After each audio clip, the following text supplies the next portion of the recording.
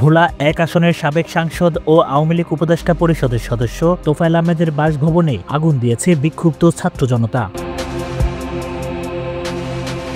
স্থানীয় সময় বুধবার ৬ ফেব্রুয়ারি রাত ১টার দিকে ভোলার গাজীপুরে অবস্থিত প্রিয় কুটির নামে এই বাসভবনে আগুন ধরিয়ে দেওয়া হয়।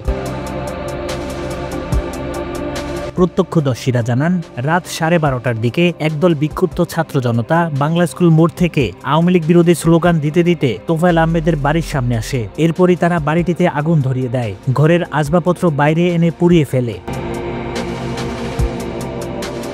এর আগে রাত ৯টার দিকে ভোলা জেলার বিভিন্ন রাজনৈতিক দল ও ছাত্র জনতা ভোলা শহরের বিভিন্ন স্থানে বিক্ষোভ মিছিল করে। দাবি ছিল আওয়ামী লীগের নেত্রী শেখ হাসিনা ভারত থেকে যেন ভার্চুয়ালি নেতাকর্মীদের উদ্দেশ্যে বক্তব্য না দেয়। এই ঘটনার পর আশেপাশের কাউকে বাসা থেকে বের হতে দেখা যায়নি। আওয়ামী লীগের স্থানীয় নেতাকর্মীরাও ছিলেন নীরব। এমনকি আইন শৃঙ্খলা বাহিনী ও ফায়ার সার্ভিস সদস্যেরও কোনো কার্যক্রম তেমন চোখে পড়েনি।